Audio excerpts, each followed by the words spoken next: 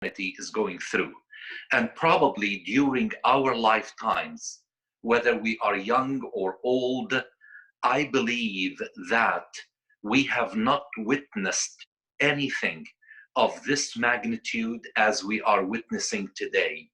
Indeed, today the test has been sent to all of the human race, and we've got to look at it with intelligence, with wisdom, and be focused on how to deal with the test that we are being given. So again, I know that the topic of this halaqah is save a family, and this is a very dear topic to my heart. I have a series on YouTube under this title, Save a Family, because the family is the most important thing in our lives. We are nothing without a family. Allah subhanahu wa ta'ala did not create us as individuals and let us live our lives as individuals. He wanted us to exercise that through the family unit. However, before I get to that, I would like to reflect on this COVID-19 pandemic that we are experiencing right now. Now, so many people are worried about it, and we are really, drowned with information. Some of it is focused, some of it is rumor-based, some of it is meant to strike fear in the hearts of people, some of it is medical, some of it is spiritual, some of it, you name it. We've heard it all in the last few days. Now, the first thing I would like to say is that it is normal, it's human to be worried.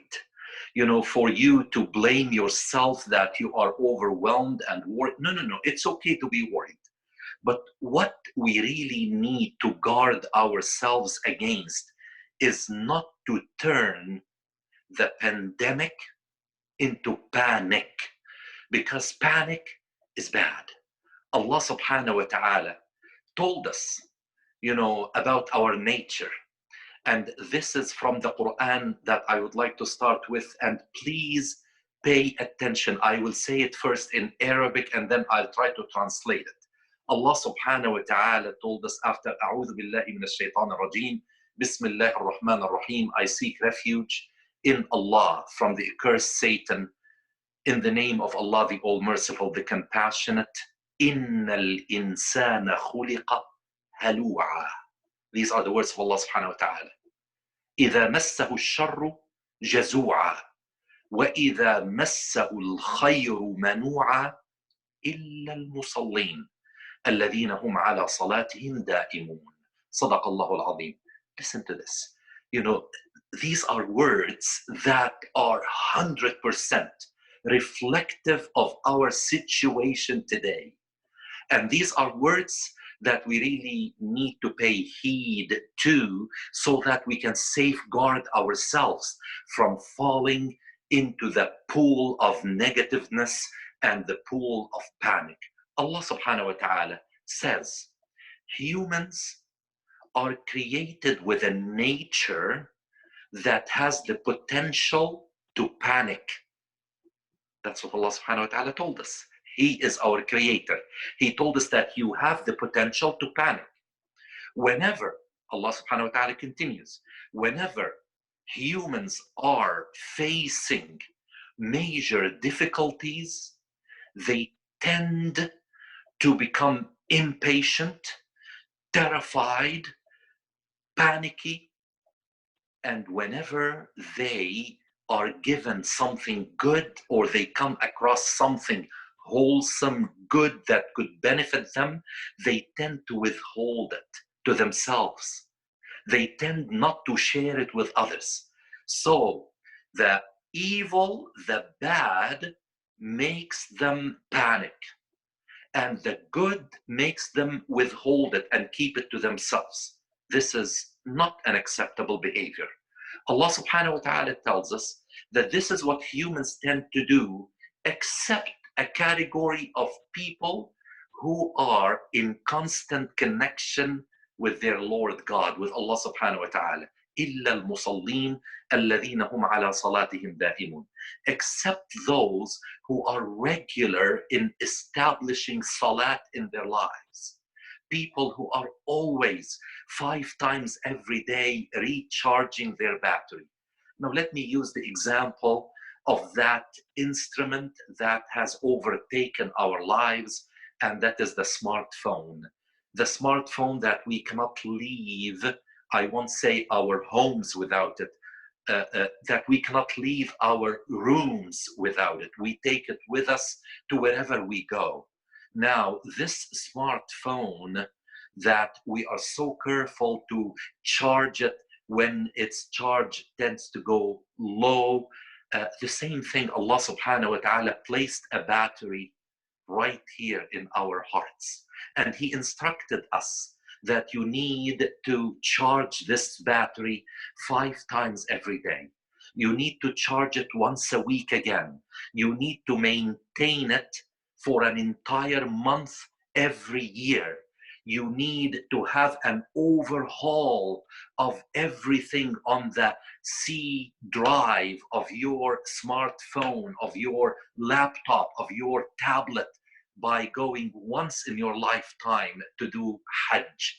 Now, these are instruments that Allah subhanahu wa ta'ala made available for us so that we can take care of ourselves, so that we don't panic, so that we feel connected with Allah subhanahu wa ta'ala. Imagine that you know that as you are going through a danger zone, Allah subhanahu wa ta'ala is by your side.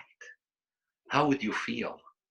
You know, you will feel secure, you will feel at ease. And even on the occasion that all of us are going to face, and that is the day of judgment, Abu Hurairah related a hadith from Prophet Muhammad sallallahu alaihi wasallam that talks about that day of the ultimate fear, ultimate panic. And he told us that 7 categories of people will be protected on that day. Will be protected by whom? By Allah subhanahu wa ta'ala. On a day when there's no other protection but His. Who are those people? You know, and this is the ultimate day of panic. And we can use that example to reflect on the panic that need not be panic. You know, alhamdulillah, you know, like everybody else, I am experiencing what everybody is experiencing. And alhamdulillah, I feel at peace. I feel that the Quran is my guide. I feel that I have more time now to spend with my family. My family, because of my da'wah work, they don't get to see me as often as they should. But now Allah subhanahu wa ta'ala gave all of us a break, and He said, come back into your houses and experience each other. Yes, I am on my phone, I'm communicating with others, but at least, you know, I have breaks in between. I speak with my wife, I speak with my children who are still at home with me. This is the beauty of those people who see the positive aspect of everything. You know, Allah subhanahu wa ta'ala, again, in the Quran, tells us you may dislike something in which Allah subhanahu wa ta'ala placed for you lots of good things. And this is one of them. So back again to the hadith of Prophet Muhammad sallallahu alaihi wasallam, that 7 categories of people will be protected. They will be peaceful. They will be going through it with security and peace. Who are they? Number 1, a just leader. A leader who is dealing with his community, with his people, with justice. Number 2, a young person. And I have a feeling that there are many young people who are following this webinar, and you know, I want you to listen carefully, that Prophet Muhammad sallallahu alaihi wasallam comforted you especially when he said that young people who connected with Allah subhanahu wa ta'ala at a young age did not say, I still have lots of time to chill. don't know what that means, but that's what young people use. They say, we want to chill, we want to kill time, we want to. I don't know how. What do you use to kill time? Is time to be killed, or is time to be used properly? As Allah subhanahu wa ta'ala made an oath by time. وَالْعَصْرِ إِنَّ الْإِنسَانَ لَفِي خُسْرٍ. Time is very precious. Let us not kill it. Let's protect it and use it. So a young person who connected with Allah subhanahu wa ta'ala at a young age, loved Allah. Allah loved him, loved Prophet Muhammad sallallahu alaihi wasallam, loved to learn about her deen, about his deen. Number 3, a person whose heart is attached to the masajid. And I tell you, I hope I don't get emotional, inshallah I won't, because in a previous taping 2 days ago, I got very emotional because I was taping a message, for the community on Jumu'ah. That was yesterday. I taped it on Thursday to be aired yesterday. And I, said, Ya Allah, take us back to the masjid because I miss it. And I know that everybody misses the masjid. It is the first time in my life that I gave a virtual khutbah, a virtual reminder that I did not stand on the minbar, that I had to talk to a screen as I'm doing right now. And my heart was shaking because I miss the masjid. I love the masjid. I love going there at Fajr time. I love meeting all my brothers and sisters at the masjid. And Prophet Muhammad sallallahu alaihi wasallam promised these people whose heart is attached to the masjid that they will be protected by Allah subhanahu wa ta'ala. Number 4, 2 people who befriended one another for the sake of Allah subhanahu wa ta'ala. They met on the base of loving Allah subhanahu wa ta'ala, and they departed through death or by moving away from each other because of work, because whatever reason, for the sake of Allah subhanahu wa ta'ala. And number 5, a person who was invited to commit sin with another person, but resisted by saying, I fear Allah.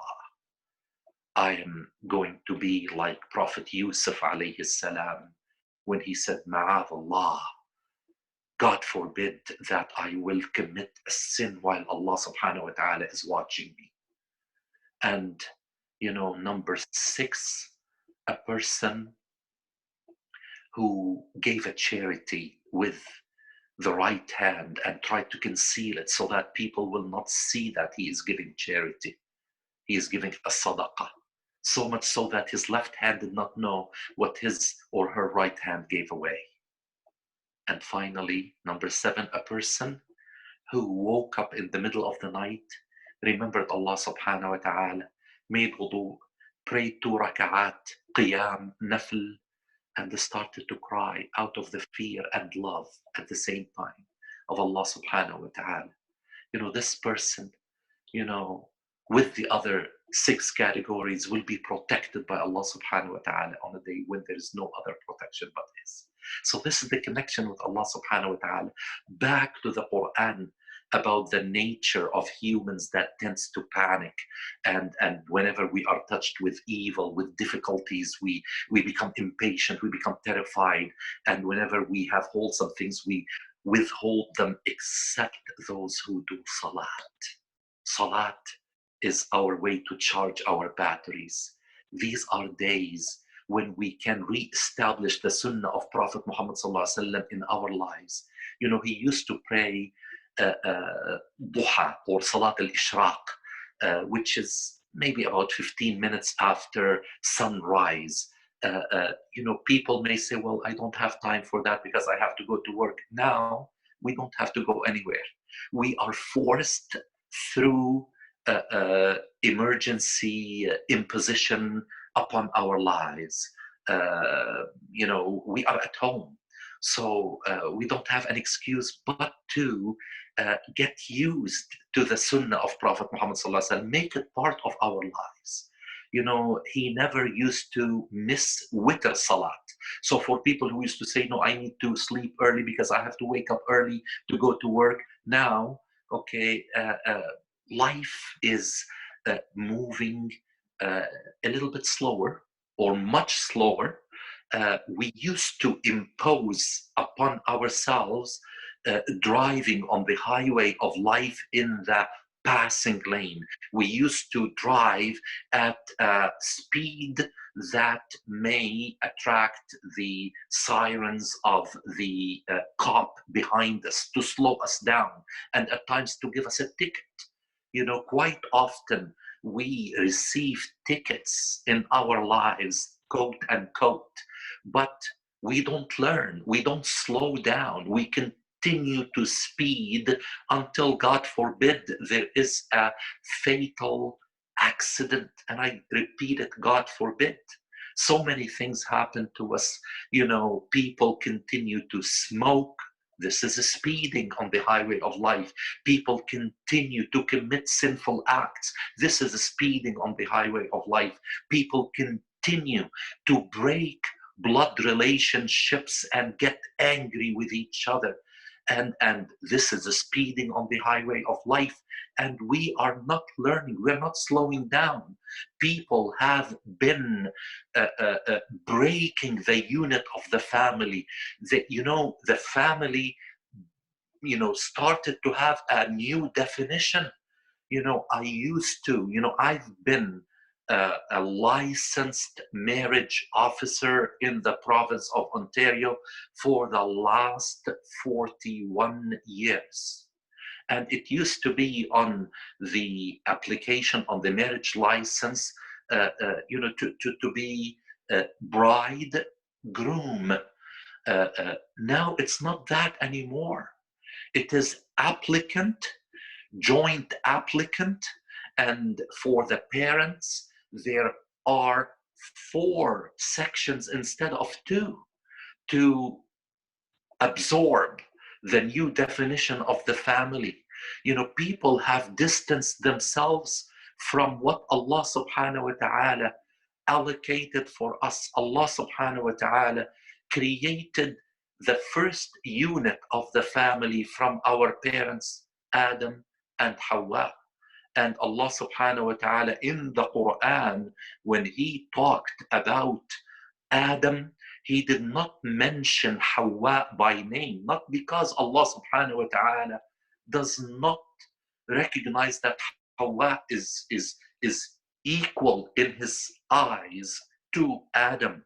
But Allah subhanahu wa ta'ala wanted to define that Hawa is the wife and Adam is the husband. So He says in the Quran, وَقُلْنَا يَا آدَمُ اسْكُنْ أَنْتَ وَزَوْجُكَ الْجَنَّةِ. We told Adam to dwell therein in Jannah with his wife. Had Allah subhanahu wa ta'ala said, we told you, Adam, to dwell therein with Hawa in Jannah, people would have understood it, that it's okay that Adam, a man, was asked to live with Hawa, a woman, to cohabitate, to be common law in Jannah. But Allah subhanahu wa ta'ala stressed that no, a man cannot live with a woman unless they have that legal, spiritual, religious, sacred bond, which is marriage in the eyes of Allah subhanahu wa ta'ala.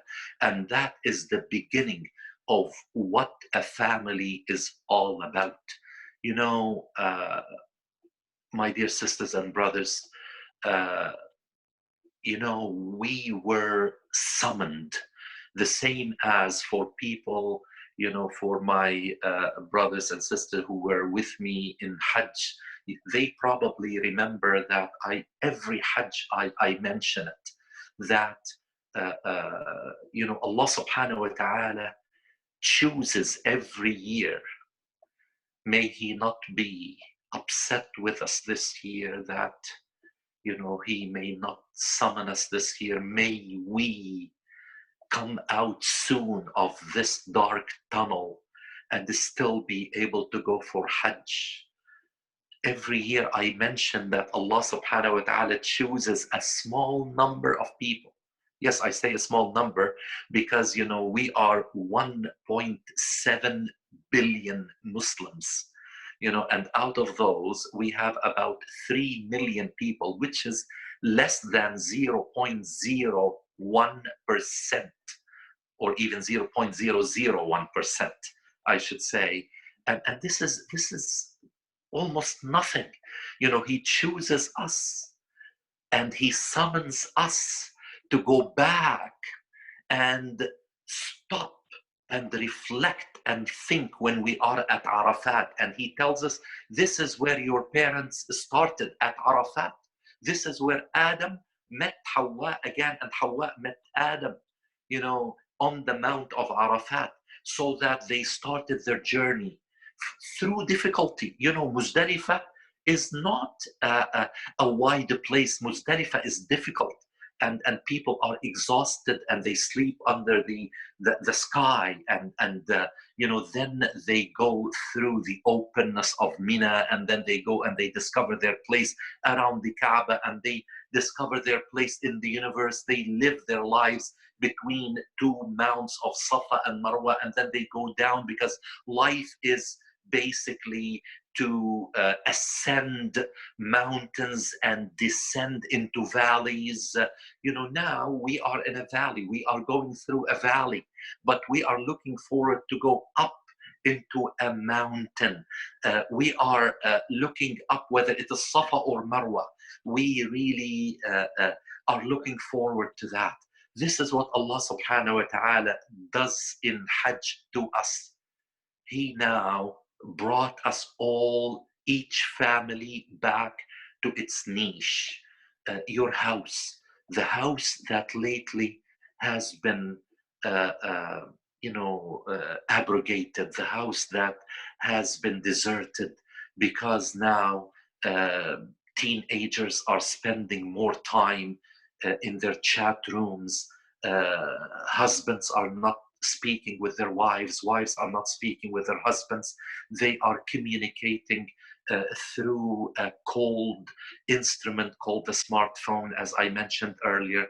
They are really breaking the warmth that a family is meant to establish. I tell you, I was alerted in my own family a few years back when we were ready to have dinner, and I asked one of my daughters to call her sisters and brother to come to have dinner. And after 5 minutes, I looked at her again and I said, I asked you to go and call them for dinner. She said, Daddy, I already did. I said, what did you mean? You already did. You didn't even leave your seat. She said, Daddy, I texted them. And in as much as some people may say, so what's wrong with that? This is the new way of communication. You, in your old age, should accept that. I felt that this is not personal. This is not warm.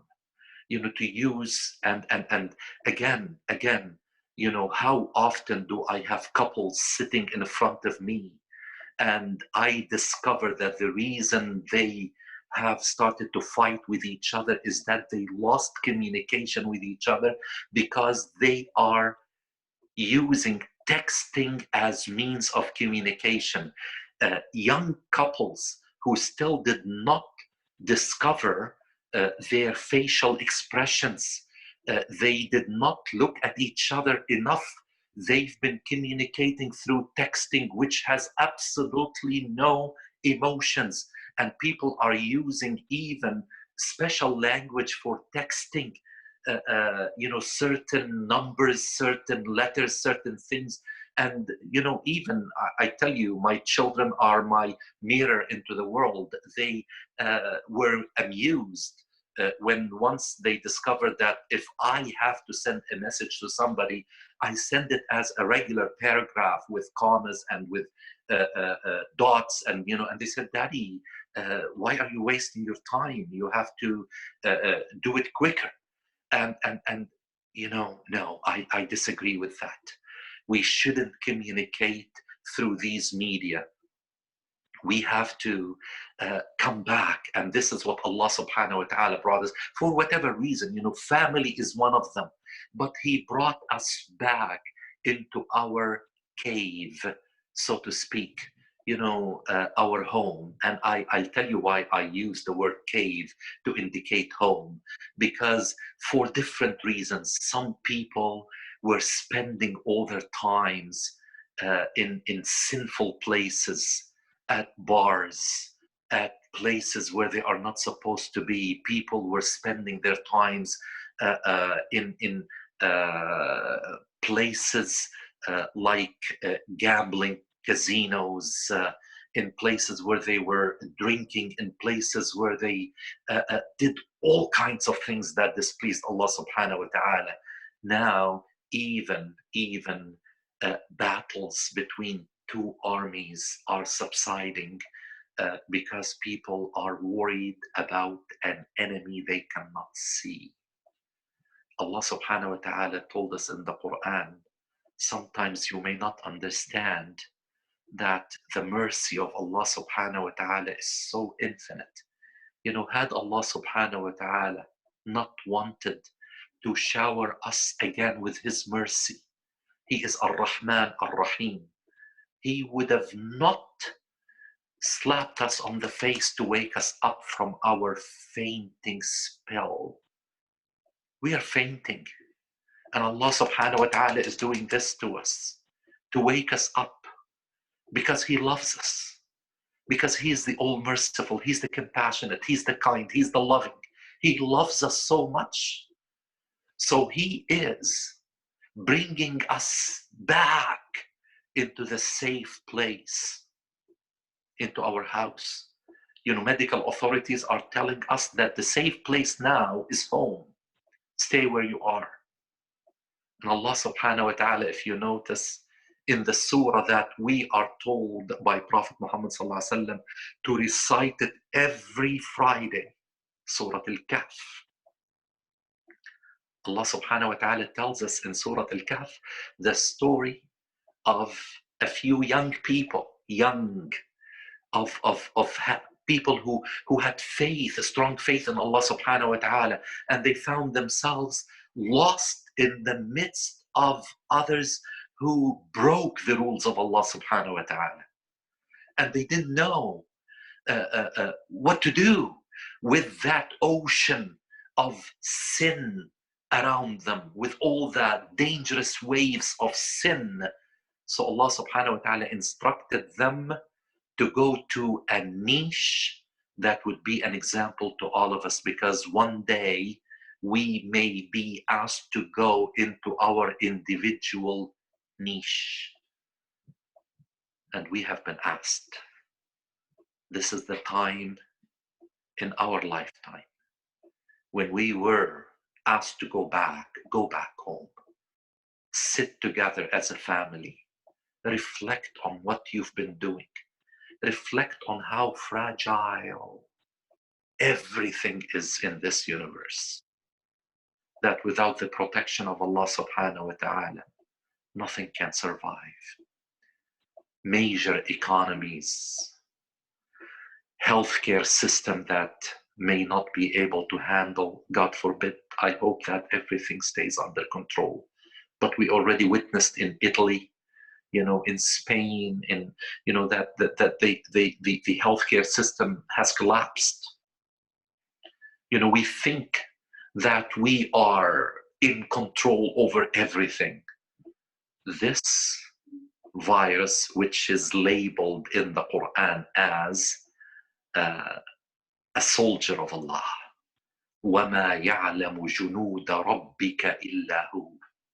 No one knows about the forces, the troops, the soldiers put forth by Allah subhanahu wa ta'ala except Allah.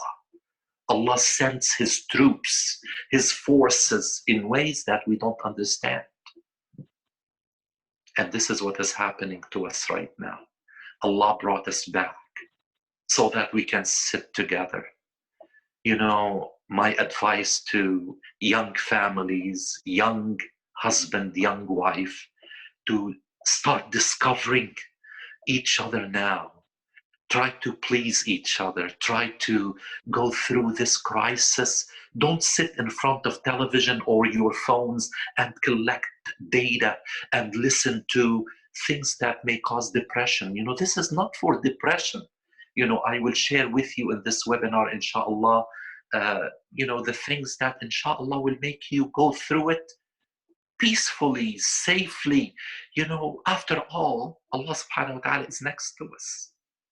Whatever He has planned for us, we will accept. We have all faith in Allah subhanahu wa ta'ala.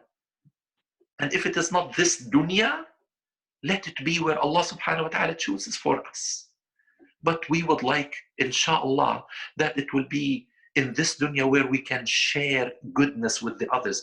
Others who, until we entered our cave, the cave of those few people who entered into it, so that Allah subhanahu wa ta'ala will protect them from the sins outside.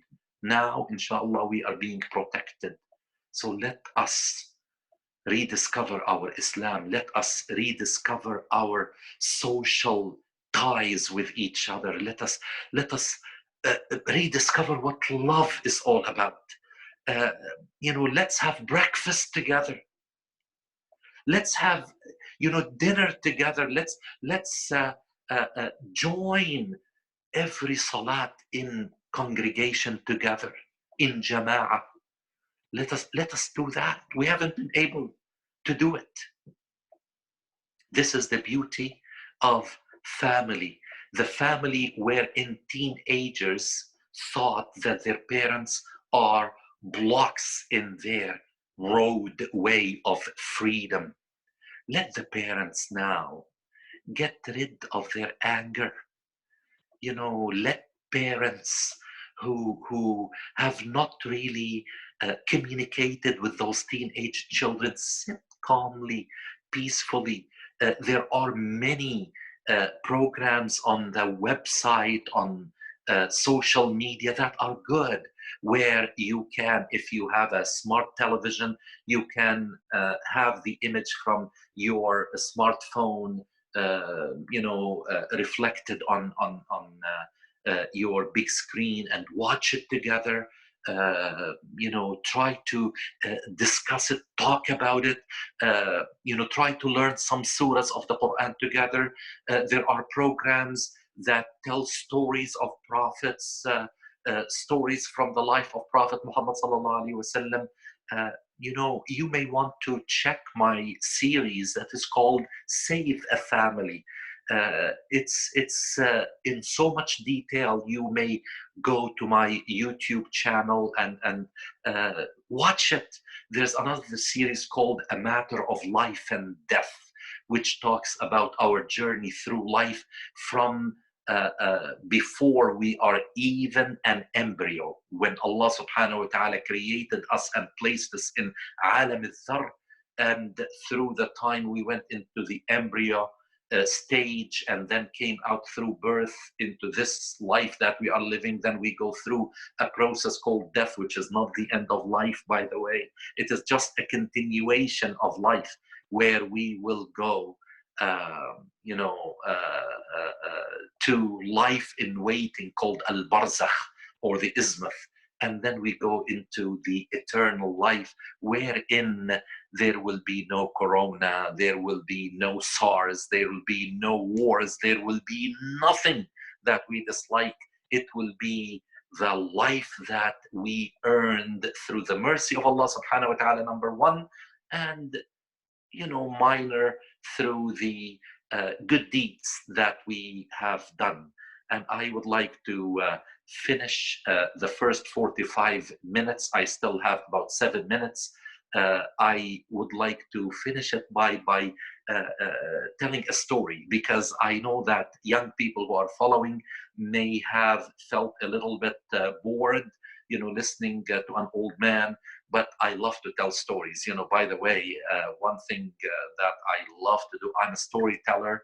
And inshallah, I hope that I will have enough time to tell some of the stories for young children online, and they can enjoy them, not necessarily through this crisis that I hope will not last long, but they can enjoy them afterwards. And the story is mentioned by Bukhari, it's mentioned by Muslim, it's mentioned by Imam Ahmed in his Musnad. All of them mention this story that Prophet Muhammad ﷺ told. So he is the one who told the story. And it could be symbolic story. We don't know, but it's a story. So Prophet Muhammad ﷺ told us about 3 individuals who got caught in a rainstorm, very heavy rain. So they needed to find a shelter. They found a cave as they were going through a mountainous area. So they dashed into that cave, but the inclement weather shook parts of the mountain, and there was a loose rock above that cave that came and closed the entrance to that cave in full. Now, they tried to push it, but they couldn't. So obviously, if they were not, believers, they would have panicked and waited for their death. But what did they come up with? They thought of an idea that if each one of them will mention a good deed, a amal salih, a good deed that he had done in his life, maybe Allah subhanahu wa ta'ala, in the barakah or through the blessing of that good deed, may come to their aid. So the first one mentioned that he used to be a business owner, and he had employed many people. One of the employees that he had to rush back home because of an emergency, and he was not given his wage. He was owed to him. So what happened? And I'm going to finish the story according to Allah. What happened? He took the money owed to that employee and invested that money. And when that man came after a few years, he just asked him, he said, remember? He said, yeah, I remember you very well. He said, I hadn't taken my, he said, yes, all of this is your wage. And he pointed to cattle, to sheep, to cows, he said, no, I'm asking for my wage. He said, this is your wage, because I had invested your money for the sake of Allah subhanahu wa ta'ala, for the love of Allah subhanahu wa ta'ala, so you can take it. Oh Allah, if you knew that my niyyah, my intention was to please you, please help us in our difficulty. Subhanallah, the rock moved a little bit, but not enough for them to exit the cave. The second one told the story that he used to have 2 old parents, and every day he would come home carrying some milk, and he would make his parents drink first before he would give it to his hungry wife and children. And one day he came home late, they had gone to sleep, so he didn't want to give it to his children and his wife before his parents, because he loved them so much. Parents come first. Remember, if we're talking about the family, this is something related to the family. Parents come first. And Allah subhanahu wa ta'ala talks about parents that they are everything after Allah subhanahu wa ta'ala. So he said, Ya Allah, that one day I came home, they had gone to sleep, so I waited by their feet until they woke up at Fajr time. Then I gave them the milk to drink, then I gave my children. If I had done that for your sake, O Allah, help us in our difficulty. And the rock moved a little bit more, but not enough to allow them to leave. The third one said, Ya Allah, you know that at a weak point in my life, I asked someone to do something sinful with her. And, she was under so much pressure from me.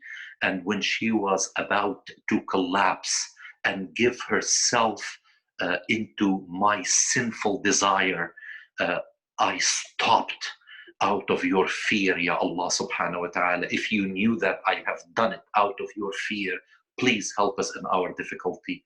So the rock was moved more and it was enough now for them to exit the cave. The cave represents the niche, the life that we are living. The rock represents the difficulty that we are facing. So, inshallah, I urge each one of us to think of something good that they could do, something they can do with their families, something they can do with their neighbors. If you know of a neighbor who is elderly, who needs help in getting, take the precautions, go and get them what they need. Call your older family members, ask about them, call your brothers, call your sisters, do something good, but don't forget to do it for the sake of Allah subhanahu wa ta'ala, for that particular niyyah. May Allah subhanahu wa ta'ala be pleased with us and deliver us from our difficulty with Him being pleased with us. Ameen ya Rabbil Alameen. Jazakumullah khair. I believe this is the end of my 45 minutes. Alhamdulillah, thank you very much, Munir. It was very touching, especially when you mentioned about not able to go to masjid. Friday prayer, something that we've been doing since we were kids, and now we just like missed it.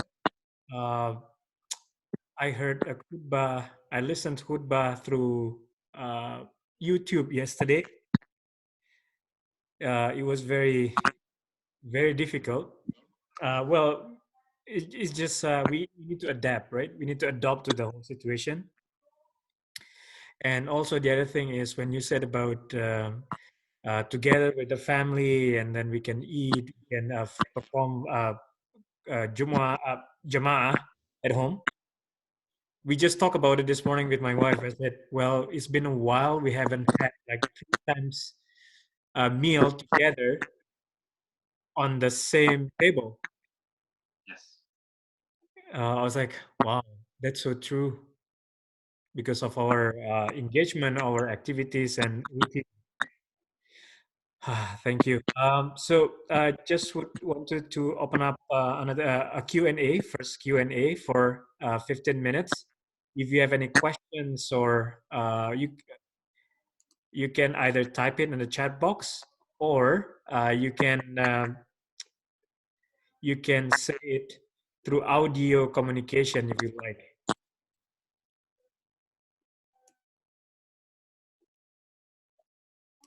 Anybody?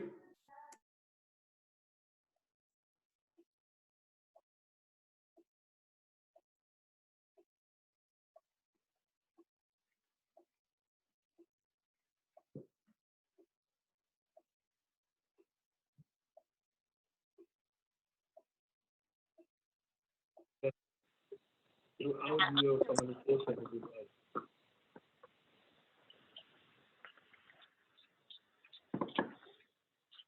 Anybody?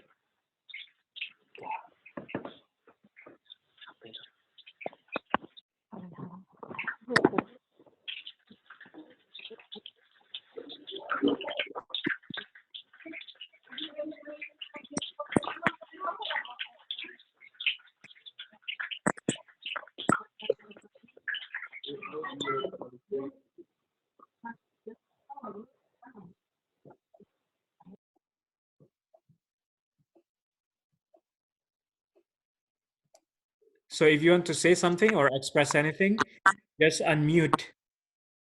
Press unmute on your phone or your device, and you can speak up.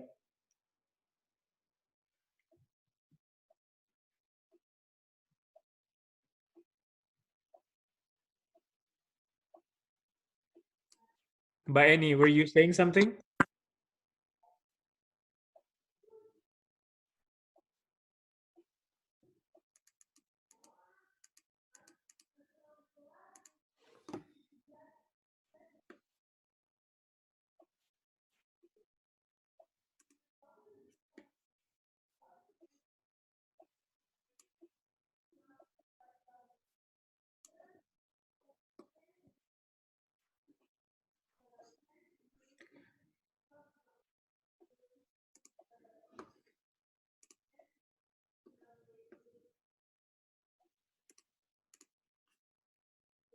Give me a second, Sheikh. Probably some people cannot voice out. No problem, no problem, brother.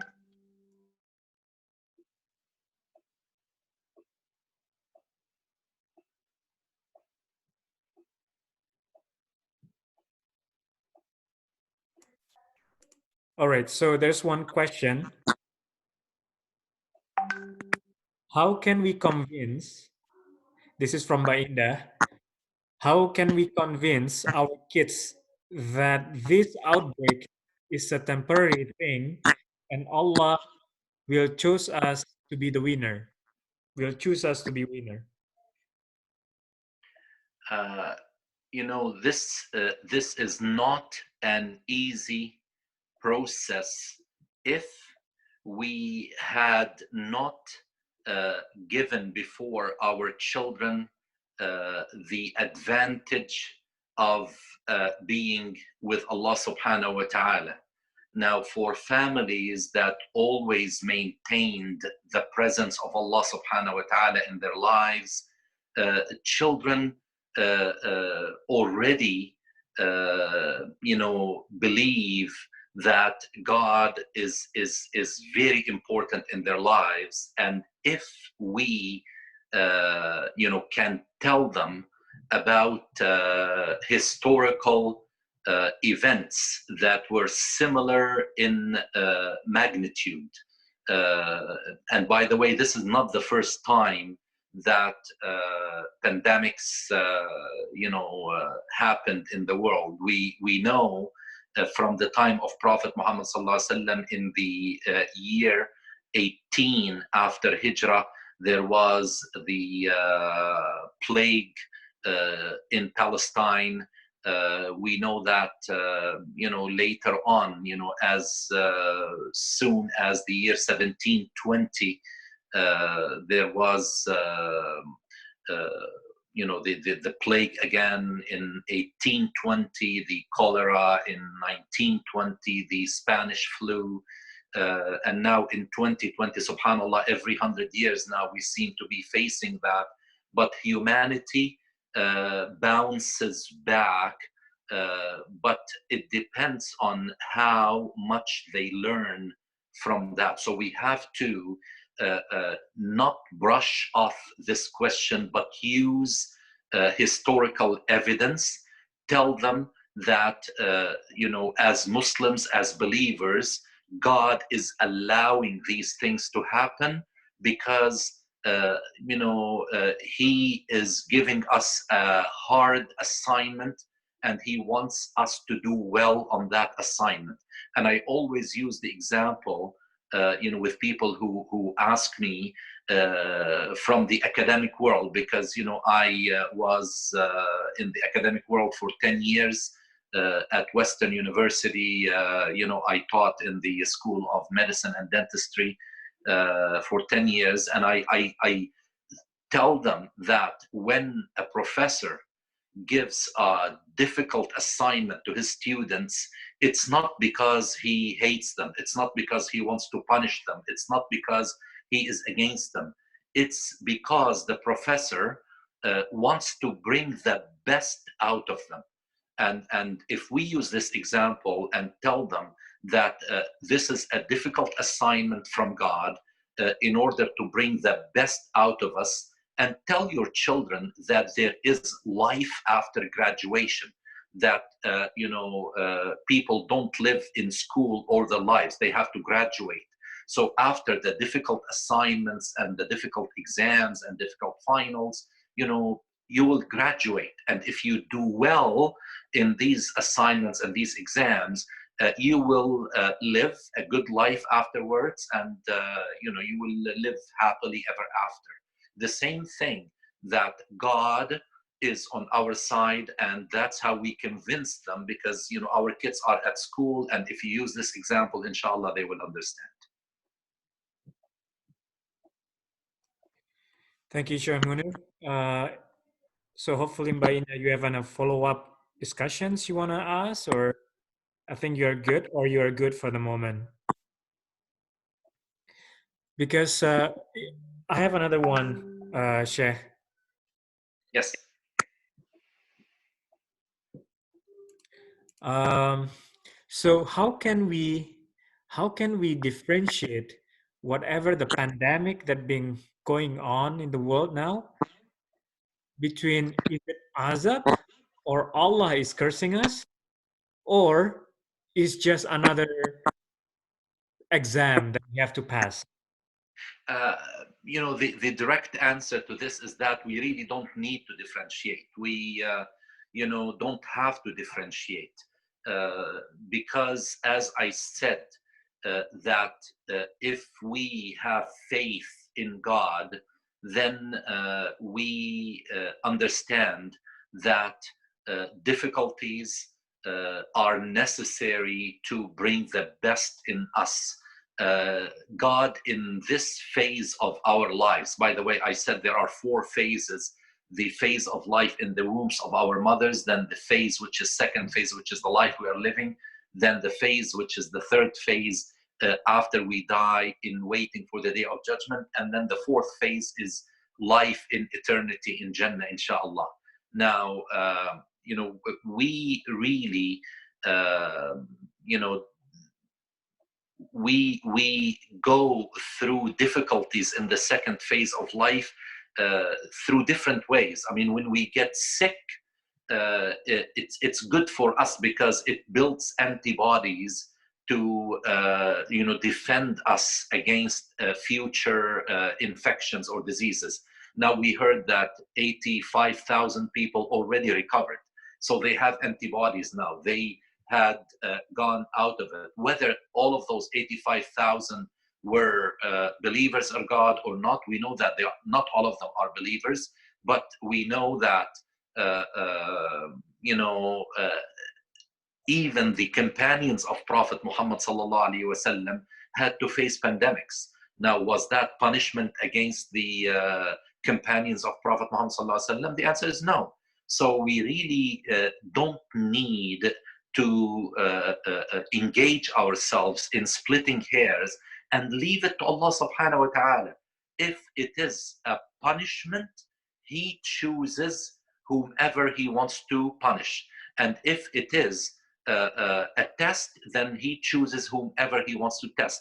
Now, the same thing can be a test for some people and a punishment for others, but we are not the ones to judge. We shouldn't say, and as many people went out to say that, look what the Chinese did to our Uyghur brothers and sisters, and now this is a punishment for them.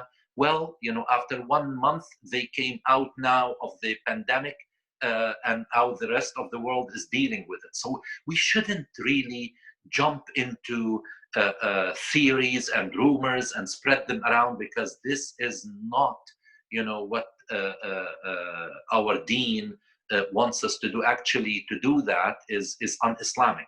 So I would say leave it to Allah subhanahu wa ta'ala, and you live your life with the assumption that this is a test, not a punishment. Thank you, Sheikh. I think it was a very clear answer. Yeah, because I was the question came up because of some people. If the outbreaks or something happens to non-Muslim, it's very easy for us to say, "Oh, that's a punishment to you," right? Yes, and let us not forget that in Surah Ali Imran, Surah number 3, Allah subhanahu wa ta'ala told us not all non believers are the same. From among the people of the book, there are those who believe in God and the last day, and they do good deeds, and they help those who are in need. They enjoin goodness, they forbid evil, and these have nothing to fear on the day of judgment. And with that statement, still some people continue to argue that non-Muslims are going to the hellfire. And you know what? Allah subhanahu wa ta'ala told us very clearly, unto Allah is your return. He will establish justice among you, and He will tell you the facts concerning those things wherein you differed. So let us not, argue, uh, are the non-Muslims going to Jannah or to the hellfire? Are they, you know what? Uh, uh, Leave it to Allah subhanahu wa ta'ala. Do what you have to do. Love thy neighbor. Be good to them. Help others, because Islam came as a mercy to humanity, not to Muslims only. The Quran and the message of Muhammad sallallahu alaihi wasallam came to all the people. So all the people are potentially Muslims. So we have to behave as such and share our deen with them through love, not through threats, not through hatred.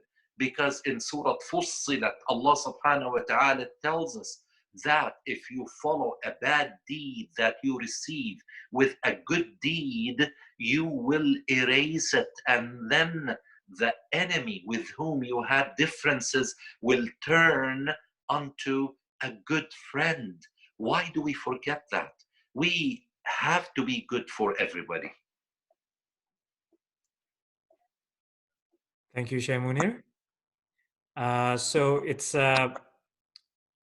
do we have more questions, or we have a break for 5 minutes before we turn onto the part number 2?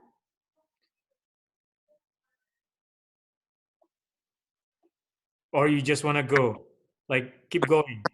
I suggest that if we keep going, we will carry the momentum, Right, right. I Because there are more questions here.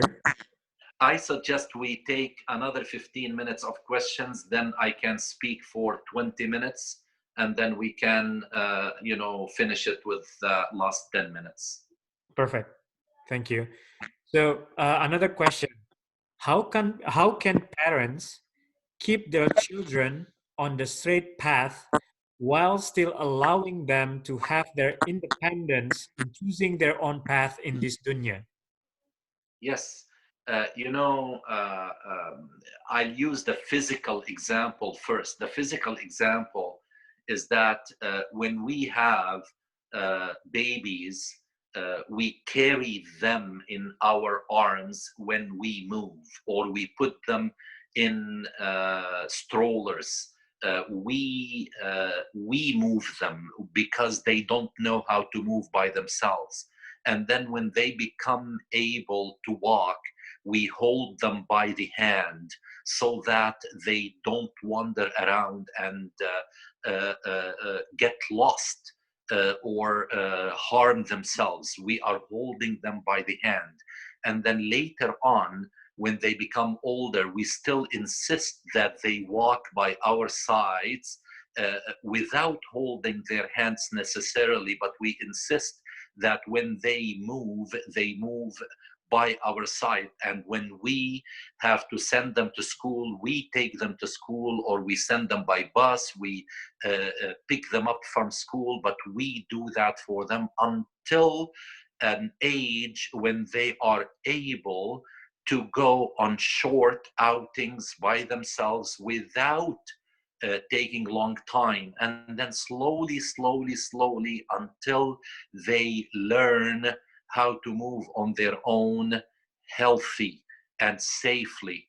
This is exactly what parents need to remember, that they have to start parenting from an early age, from the time their babies are in their arms, because babies, believe it or not, studies show that even if it's a baby and you are carrying the baby in your arm and you start to yell at each other, husband at wife and wife at husband, and the baby is a baby, you think that the baby is not picking it up.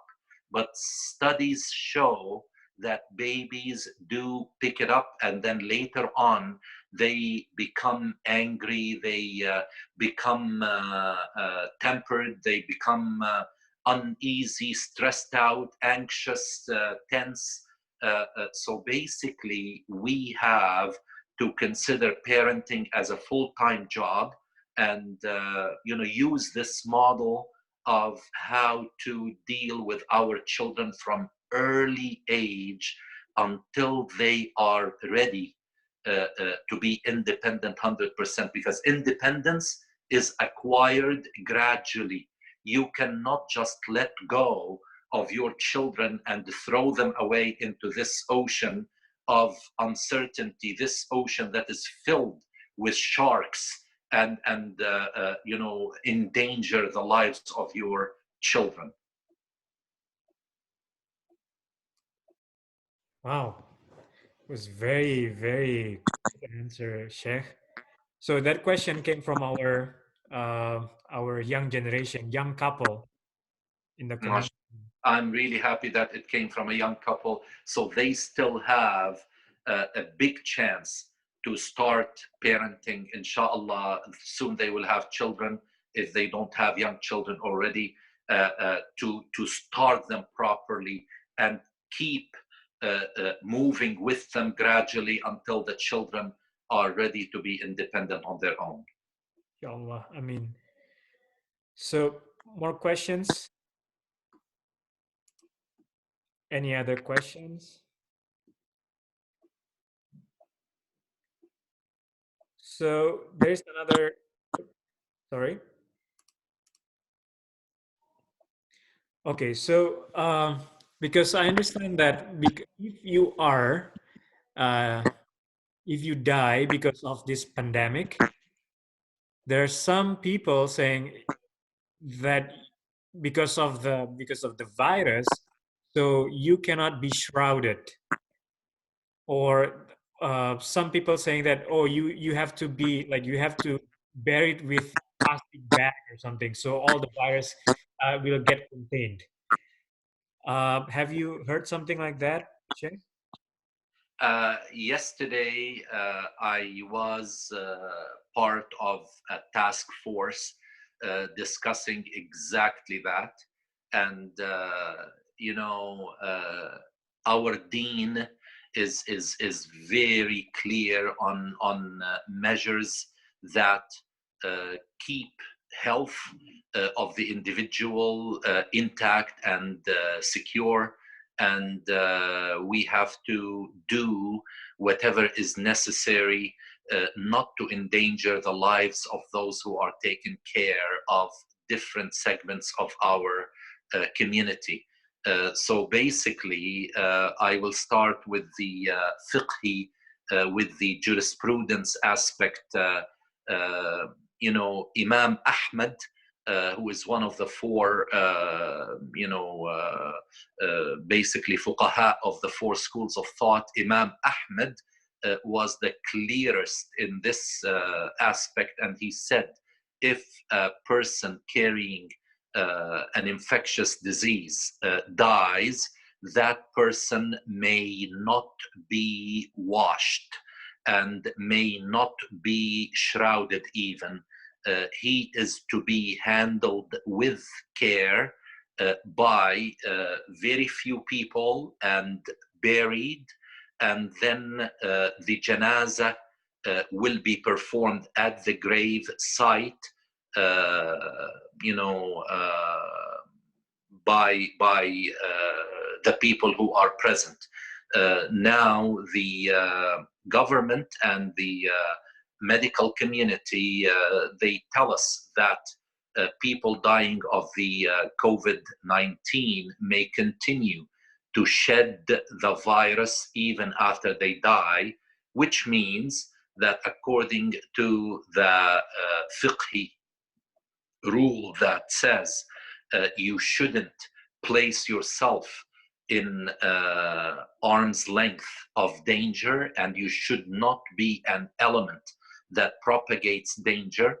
This rule stipulates that we should not handle the body of a person who dies out of this disease. Now, if a person, again, is confirmed to be a carrier, then the hospital, and this is the protocol by the hospitals, will give you the body in a sealed cover, and then you may actually provide the box. They put it in the box, they seal it for you, and then you can carry it to the grave, bury it, pray janazah, and then the people who handled it have to go and wash themselves immediately. Now, this is number one, if the person is confirmed to be a carrier. If the person died because of any other reason, so the coroner will determine that the cause of death is heart failure, kidney failure, cancer, any other disease, and there is one of two possibilities: either that the person was carrying the virus without people knowing, or the person was not carrying the virus. We have to treat it, if the body was at the hospital, as though it was a carrier, because not all people are allowed to be tested, because we don't have enough testing packages.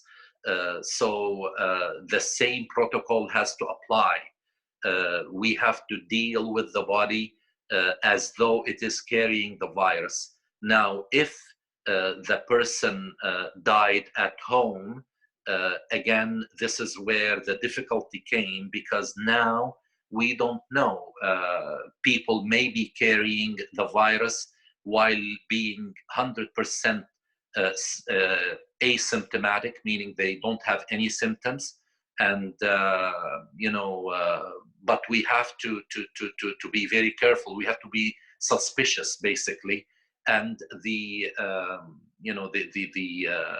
recommendation at the end, unless the emergency situation is lifted, we have to bury our dead without washing, unless we are 100%. We tested and the test came back. By the way, now it may not be practical because testing takes 4 days for the result to be back, but they are working in the direction that they want to make it within a day. So if within a day we can still tolerate that, and if the result came that there is no COVID-19, then we deal with it normally. We wash the body, and that's the end of it. You see, unusual times require unusual measures, and this is what we have to do to protect the lives of others, because it's not only to protect the people who are washing the body at the time of the ghusl or the wash, but it is how to sterilize the washing facility afterwards, how to prepare it for the other dead person, for the other staff, for the other people who will come. We do not want to be elements of spreading the virus unknowingly, and that's the reason that made us stop something which is a fard, an obligation in the Quran, which is Salat al-Jumu'ah. We had to stop Salat al-Jumu'ah for that reason, so that we do not become elements of spreading disease among people. So is that the rule in the province, or in locality or municipality? Well, I am talking about the task force that was formed in the city of London, where I live. Okay. We will make it, available for others, but I know that there are other communities who are making their own recommendations. But again, my worry is that they may miss the part that healthy people may be carriers without knowing, and that's the most dangerous scenario. All right. Thank you, Sheikh. So do we have any other questions?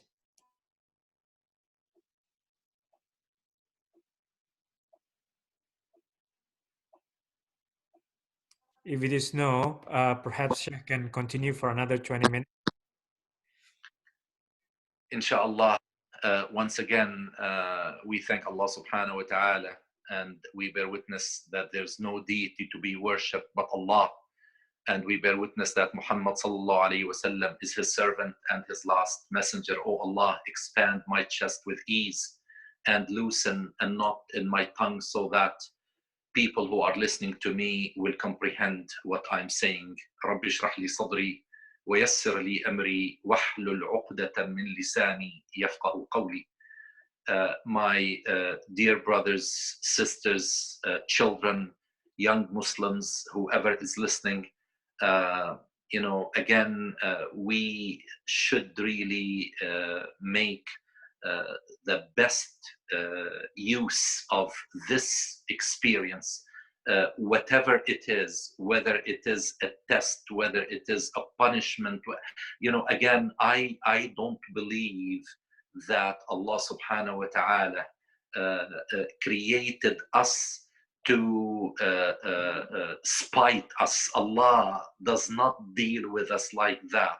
Allah subhanahu wa ta'ala loves us so much. Even those who reject Allah subhanahu wa ta'ala, Allah still loves them and loves to bring them back to the straight path. The same as, even parents whose children or one son, one daughter deviated so much from the path, even though they may be angry with them, but at no time they are prepared to hate them or dislike them. Allah subhanahu wa ta'ala in Surah Al Imran tells us about the triangle of love. And I talked about that during Hajj. This is something so dear to my heart because Islam is all about love. So this triangle of love starts with Allah subhanahu wa ta'ala loving Prophet Muhammad sallallahu alaihi wasallam, Prophet Muhammad sallallahu alaihi wasallam loving us, we loving Allah subhanahu wa ta'ala, Allah loving us back in return. We are loving Prophet Muhammad sallallahu alaihi wasallam. So how Allah says in Surah Al Imran, قُلْ إِن كُنْتُمْ تُحِبُّونَ اللَّهَ فَاتَّبِعُونِي يُحْبِبْكُمُ اللَّهُ. Look at this. Allah says to Prophet Muhammad sallallahu alaihi wasallam to tell us that if we love Allah, we should follow the footsteps and the teachings of Prophet Muhammad sallallahu alaihi wasallam, and Allah will love us in return. Prophet Muhammad sallallahu alaihi wasallam, shortly before passing away, some of you may know this story. He used to come very early before anyone else to the masjid. His compartment was next to the masjid, so he would come out, he would pray Salat al-Qiyam in the middle of the night, and then wait in his place of tahajjud until his companions start to come, and then they will pray Fajr together. That was his habit. One day, some historians say 9 days before he passed away, the companions started coming to the masjid. They did not see him. So they felt that something was not right. They waited a little bit, but then they got worried and they said, let's go and look for him. They, divided into groups looking for him in different places until a small group caught up with Prophet Muhammad sallallahu alaihi wasallam, where at Jannat al-Baqi', at the cemetery of al-Baqi'. And they were able to see him in the light of the full moon, sitting with his back to the entrance, and sitting on a rock. So they came, slowly from in front of him so that they don't startle him. And as they got closer to him, they could see that there were tears on his cheek, and then one of them ventured a question, and he said, "Ma yubkika ya Rasulallah? Why are you crying?" Okay, it showed me here that it is low battery, so inshallah it will carry us through this bi'Iznillah. So they asked him, why are you crying, O Messenger of Allah? He looked at them and he said, I miss the people I love. So they looked at each other, then back at him, and they said, Ya Rasulallah, aren't we the people that you love? How could you be missing us? We are with you. He said, no, you are not the people that I love. And I meant by this what I said. They said, who are they then? He said, the people I love so dearly and I miss so much are the Muslims who will come way after you, they would believe in my message without having seen me. So he was talking about us. He loves us, and we love Allah, and Allah loves us back, and we love Prophet Muhammad sallallahu alaihi wasallam. So this is the triangle of love that I'm talking about. And that is why when Allah subhanahu wa ta'ala, makes so many ingredients for us to live our lives happily, and we are ignoring those ingredients, and we are cooking, so to speak, our meals by trial and error, we are finding that our food is not tasting good at all. We really need to go to the book of Allah subhanahu wa ta'ala. We need to understand that this test that the children now are facing for the first time, and that's what a couple of the questions alluded to. How can we communicate with our children that things are going to be fine? First of all, make sure, please, not to talk among each other while your children are listening, or for that matter, don't talk negatively about this. Don't say, oh, they are saying that this may stay a year and a half, or this may kill 2 million people in the United States, or how do they know? These are models that follow mathematical jargons that humans put together, but Allah subhanahu wa ta'ala is not bound by these models. Allah can change things overnight. Allah subhanahu wa ta'ala, look, and this is scientific, I say it as a medical doctor myself, as a scientist myself, Allah subhanahu wa ta'ala can cause a mutation in this COVID-19 that will stop, enabling that virus to be propagated. It will just vanish. It can happen. And Allah subhanahu wa ta'ala, the same as He allowed it to bring us back to reflect. If some people refuse to take this opportunity, to really reflect, the same thing as someone who is caught driving, at a high speed and swerving on the highway, and the cop, takes their license away from them and take their cars to the compound and confiscate their license so that they don't drive. They are not punishing. They may be punishing them, yes, but it's for their own good, so that they will learn a lesson and they will stop from doing it again. But if they do it again, something, they may stop them from driving forever, and that's the disaster. If we will insist on propagating our own way of life that we lived for the longest time without paying attention to Allah subhanahu wa ta'ala, this is the time to change, to I tell you a story, and I mentioned this story before. I don't know if you heard it on my videos before, but I was giving Jum'ah khutbah in Fort Lauderdale about a month ago, and I was talking about our highway of life, and that sometimes we may become absent-minded as we are driving, and we may just go to the shoulder or go to the median, or and then someone coming from behind us may honk at us, and that alerts us, and then we go straight again as much as we can. So after I finished the khutbah, a young man came to me and he said, Dr. Munir, I want to thank you from the bottom of my heart. I said, for what? He said, I'm thanking you because you honked at me.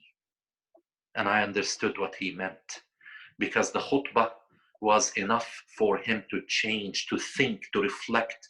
And I really want us, whether through this webinar or whether through any other thing, through the experience itself, that we really should consider it as honking at us to adjust our driving, because we are all driving on the same highway towards the same destination, and that is Jannah, inshallah. But some people are going to take longer than others if they are going to drive recklessly. Their vehicle may be damaged, they may become tired, they may sleep behind the wheel. So many things may happen. But the story of the hare and tortoise. Even the tortoise was able to win the race because the hare was heedless. He basically thought that, oh, I can reach much before that turtle. And, let us not be so sure. Let us return to Allah subhanahu wa ta'ala. And I want to use the next 11 minutes to just stress that, to just say, okay, I heard that in the Quran it says, لن يصيبنا إلا ما كتب الله لنا هو مولانا وعلى الله فليتوكل المؤمنون, meaning that nothing is going to befall us or happen to us except with the will of Allah subhanahu wa ta'ala, which is true, absolutely true. However, some people interpret that as, I'm going to go and go to the mall, go to the superstore, and touch the handles of the shopping carts, and not wash my hands, and then whatever will happen to me is in my destiny. This is foolish. This is foolish. And Prophet Muhammad sallallahu alaihi wasallam told the man who came on his camel and entered al-Masjid al-Nabawi. The Prophet saw him, because, in those days, the Masjid al-Nabawi was not that big. He saw that he did not tie the rein of the camel. So when he came, he said, did you tie it? He said, no, I just said, tawakkaltu ala Allah. I leave my camel in the hands of Allah subhanahu wa ta'ala. He told them this, and this is what we have to remember. He said, go, tie the rein, and then say tawakkaltu ala Allah, and then depend on Allah subhanahu wa ta'ala. Now, Allah subhanahu wa ta'ala created us to be the smartest we can be. We have to put the cause-effect relationship very focused in front of our eyes. We have to wash our hands every 20 minutes if necessary. We have to take our time in washing our hands. We have to make sure that our clothes are not soiled. We have to stay at home. We have to do all the things necessary to keep us safe from the physical consideration. And after that, if we will connect with Allah subhanahu, I shouldn't say after that, I should say with that, if we connect with Allah subhanahu wa ta'ala, then inshallah, Allah subhanahu wa ta'ala will cover us with safety net from every angle, because this is how we can stay safe. Prophet Muhammad sallallahu alaihi wasallam,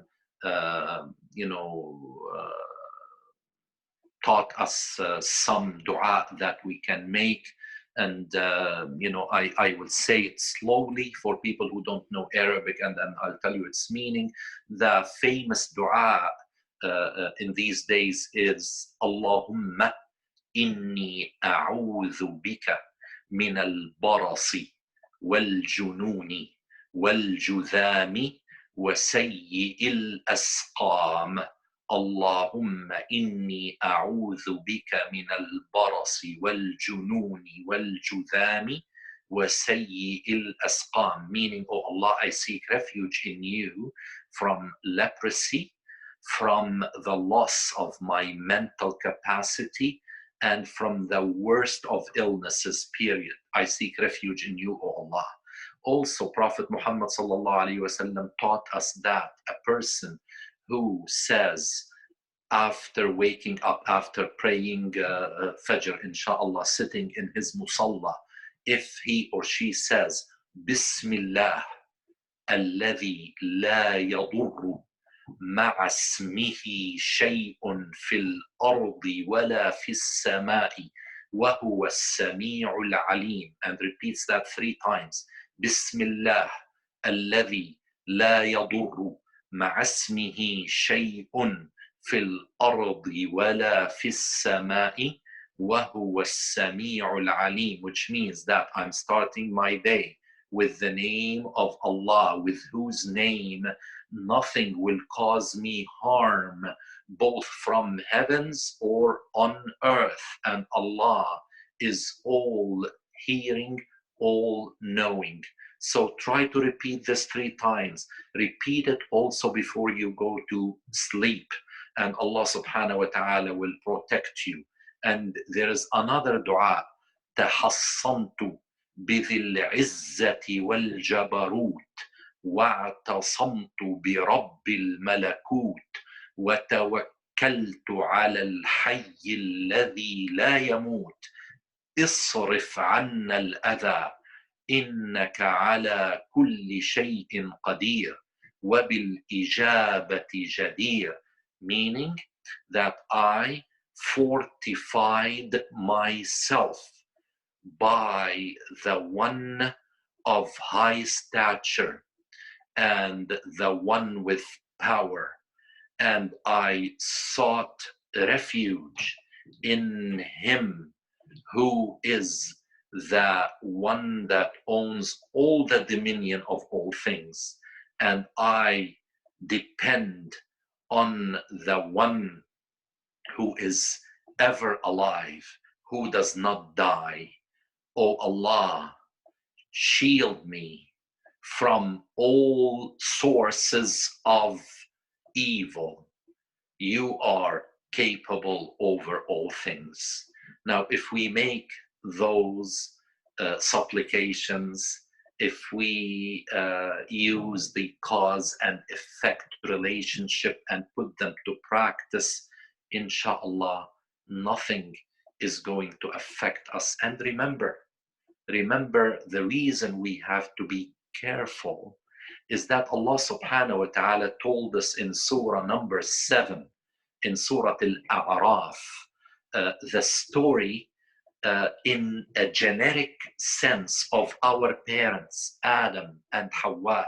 He told us what happened to them in general terms, but we have to understand what's behind that general story, because its meaning is not only related to that which is the specific on-surface narration, but it is much deeper than that. Allah subhanahu wa ta'ala tells us, يا بني آدم لا يفتننكم الشيطان كما أخرج أبويكم من الجنة ينزع عنهما لباسهما ليريهما سوآتهما إنه يراكم هو وقبيله من حيث لا ترونهم إنا جعلنا الشياطين أولياء للذين لا يؤمنون, meaning, O descendants of Adam, be careful.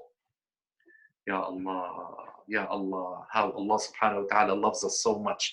He says, be careful. Don't let Satan, and Satan is symbolic of anything that causes harm, that causes evil. He's telling us, be careful, beware of Satan.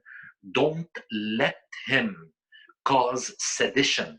Don't let him confuse you as he did for your parents in Jannah by making them realize their nakedness, even though they were alone in Jannah. But after they disobeyed Allah subhanahu wa ta'ala, as we have been disobeying Allah subhanahu wa ta'ala, that's why Allah subhanahu wa ta'ala is telling us, be careful.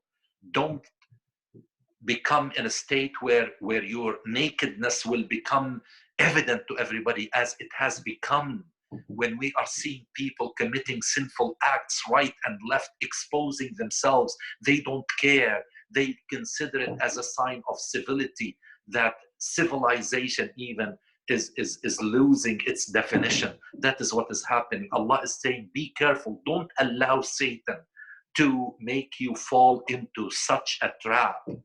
Why?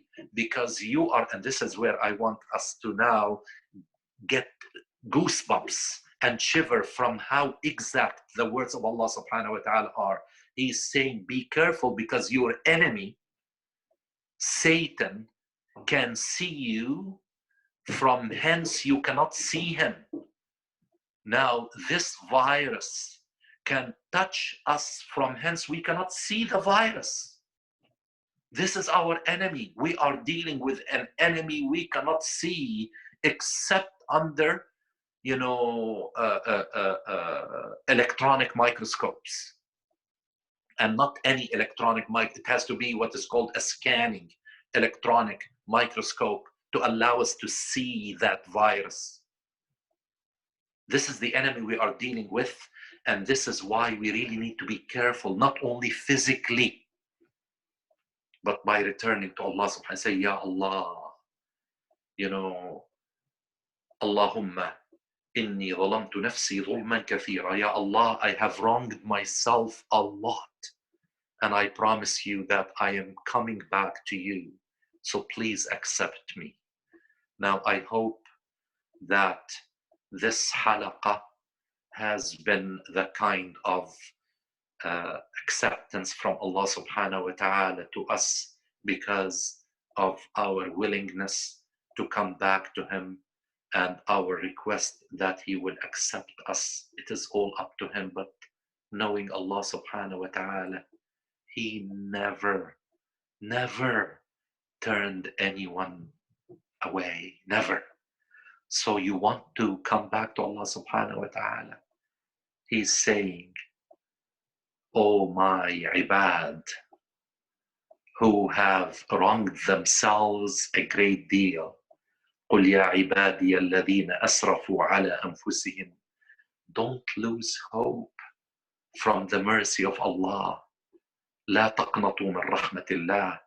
For Allah forgives all sins, because He is the forgiving, the all-merciful.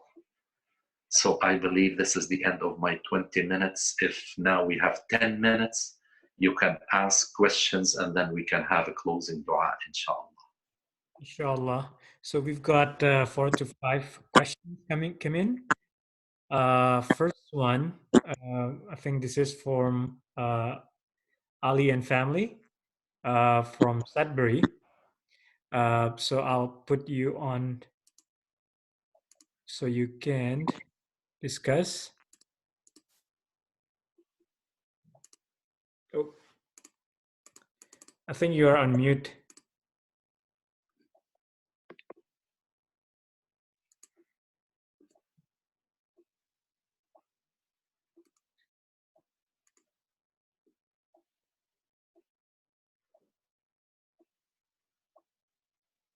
Ali, can you speak up?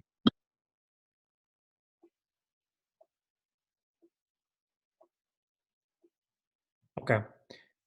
Oh, yeah. No question for me. Sorry. Sorry? Oh, no questions. Okay. All right. So there are a couple of questions about COVID-19. So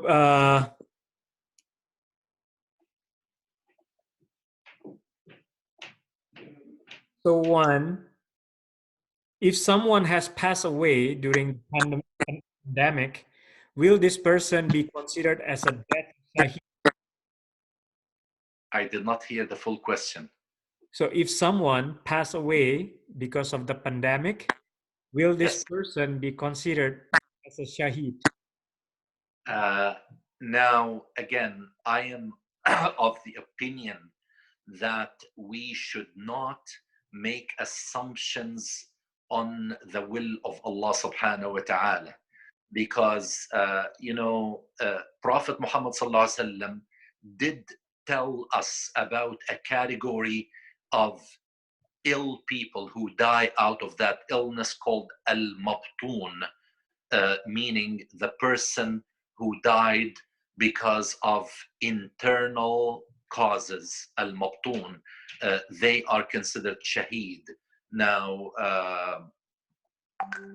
is iman in Allah subhanahu wa ta'ala and that cause have to be coupled together before Allah subhanahu wa ta'ala will accept this person as a shaheed? or if a person who is a total rejecter of faith dies of that cause, is he, we know that a shaheed is a person of faith. So I am scared to put myself in a position to pass a judgment that belongs only to Allah subhanahu wa ta'ala.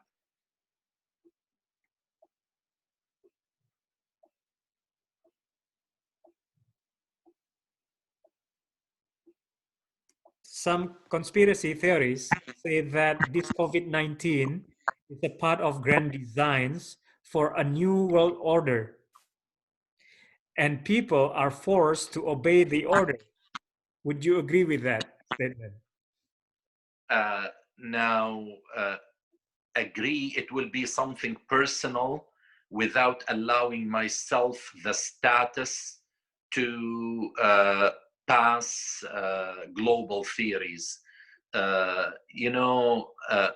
Life taught me that major things happened that people on the surface thought that they were caused by something that is, known to people, while the cause was below the surface without people knowing where it came from.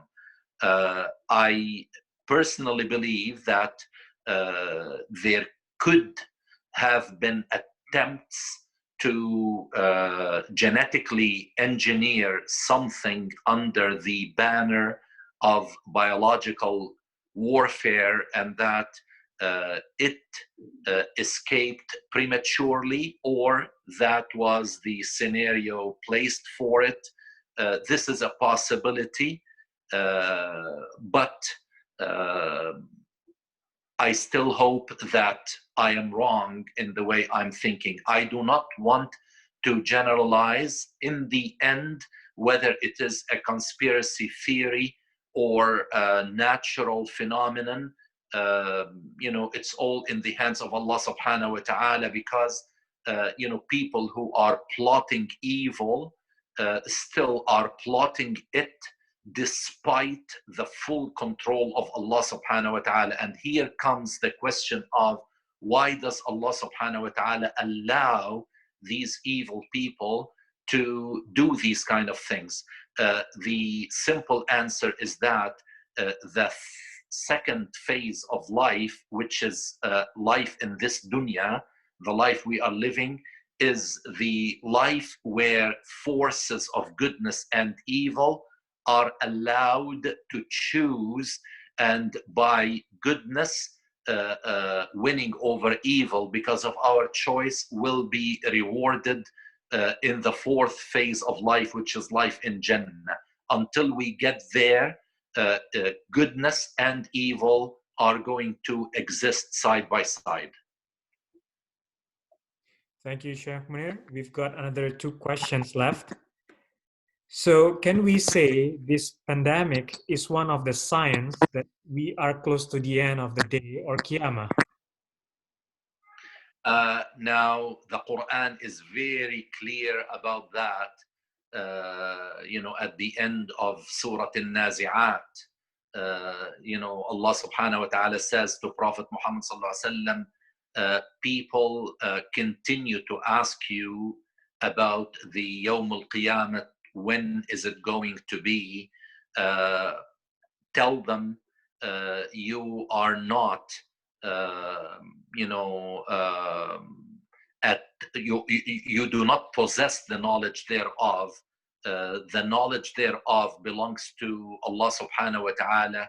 You are only a warner against such a day, that people have to beware and be prepared for such a day. When they will witness that day, they would feel as if they have spent on this planet 1 hour of a day or so. So basically, Prophet Muhammad sallallahu alaihi wasallam left with us before passing that there are minor signs and there are major signs Now, we know that the 10 major signs, none of them had come yet. And we were told that when one of them appears, the others would appear one after the other, the same as a necklace broken, through its string, and the beads starting to fall one after the other. But the 95 minor signs, most of them appeared, and among them, the spread of pandemics. Now, whether this is, a sign that it is close, I just mentioned that in 1720, about 500 million people died, 500 million, which is half of the population of Europe and Africa at that time. 50 million people died in 1918 or 20. We don't really know. We have to understand that Prophet Muhammad ﷺ said that I was sent with the message of Islam, like this with the hour, and he joined his two fingers, meaning that the hour is very close, and that was said 1400 years ago. So how close is the day of Qiyamah? Allah subhanahu wa ta'ala knows. So thank you. And we have the final question. This is for another from our young couple again. So in the midst of the trials, the Muslim community is facing with the LGBTQ movement. Yes. How did the Prophet ﷺ deal with those people in his time? And what are the steps for families to safeguard their children? Now, I have a master's degree in medical genetics, so I can speak both from the scientific, medical, as well as a religious point of view. Now, in genetics, we know that there is simple inheritance and there is multifactorial inheritance, meaning that certain traits, certain behaviors, certain phenotypes, as we call them, are inherited because of a combination of genes or DNA components and the environment. They have to mix together in order to show that behavior or that trait or that phenotype. Now, simple inheritance means that, color of the eyes, there is a single gene, and if one copy comes from the mother, one copy from the father, they combine together, and then they give the color of the eyes. Now, this is simple inheritance, but for multifactorial, both the environment as well as the DNA have to work hand in hand. Now, about homosexuality and other types of sexual behavior, we know that this is multifactorial. For people who argue that there is a genetic component to them, we say, so there is for many other physical as well as mental illnesses. There are genes that predispose us, as well as the fact that if those genes do not find the right environmental component, they are not expressed. So some people may carry those genes, but Allah subhanahu wa ta'ala, because of his will, as part of the test, wants us to deal with that which we have control over, and that is the environment. So if the environment becomes available for those genes, the behavior explodes. But if we control that environment, and for the geneticists who are able to work at the genetic level to remove those genetic influences, we are able now. There are certain, not all, traits which are detected genetically before the baby is born, and they are able to work on the embryo before the embryo is born.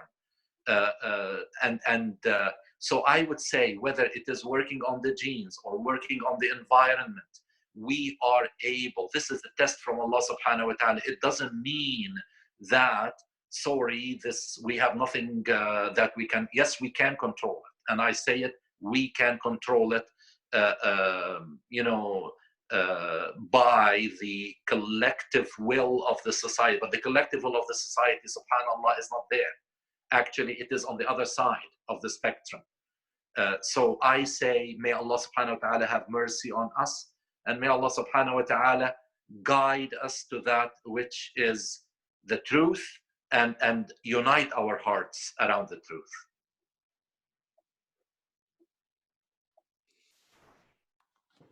Okay, that one was the last question, Sheikh. I think we also hit 4:05 in terms of time. As much as we want to continue this halaqah with you, with your inspiration and your touching messages, I think we have to put this an end. And we had to break up with a good times, though. Appreciate if you can have a closing dua for our community, for the humanity, and then and after that we can conclude this halaqah with kafaratul majlis before we close everything. Inshallah. ربنا لا تؤاخذنا إن نسينا أو أخطأنا ربنا ولا تحمل علينا إصرا كما حملته على الذين من قبلنا ربنا ولا تحملنا ما لا طاقة لنا به واعف عنا واغفر لنا وارحمنا أنت مولانا فانصرنا على القوم الكافرين. Almighty, all loving, all compassionate God, we ask you to shower everyone who was listening and all their families and all of humanity with your mercy. Shower us with your blessings. We ask you to lift this state of worry and fear among some people. We ask you to heal those who have been affected by the virus. We ask you to help their families. We ask you to help the medical teams who are looking after our health. We ask you to guide us to that which pleases you. We ask you, Ya Allah, that we show us the truth and help us to seek it. We ask you to unite our hearts on one direction and not to make us fight among each other. We ask you, Ya Allah, to help us to show the true face of Islam, the face of peace, the face of love, the face that others did not see until now. We ask you, Ya Allah, to make us the best ambassadors of your deen. وآخر دعوانا أن الحمد لله رب العالمين وصلى الله على سيدنا محمد وعلى آله وصحبه أجمعين. Thank you very much, Sheikh Munir. Our apologies if we did something wrong or something we said something that's not appropriate, and our shortcomings is on us, inshallah. And please remember us, community, in your dua. I have one question, brother. Was this session taped, recorded, or was not recorded? It was recorded. Okay. Can I access to it? Perhaps I can put it on my YouTube and my Facebook if possible. Inshallah. Inshallah. Okay, so brother, we can connect with each other after this. I wish you, inshallah, future halaqat of success. And if I can, in the future, be of help, I'll be more than happy to do that, inshallah. We'll be more than happy to engage with you again, inshallah, Sheikh. Okay. All right. So let's close our majlis today with our halaqah today with kafaratul majlis. Subhanaka Allahumma wa bihamdik asyhadu an la ilaha illa antak astaghfiruka wa atubu ilaik. Assalamualaikum warahmatullahi wabarakatuh. Waalaikumsalam warahmatullahi wabarakatuh. Assalamualaikum warahmatullahi wabarakatuh.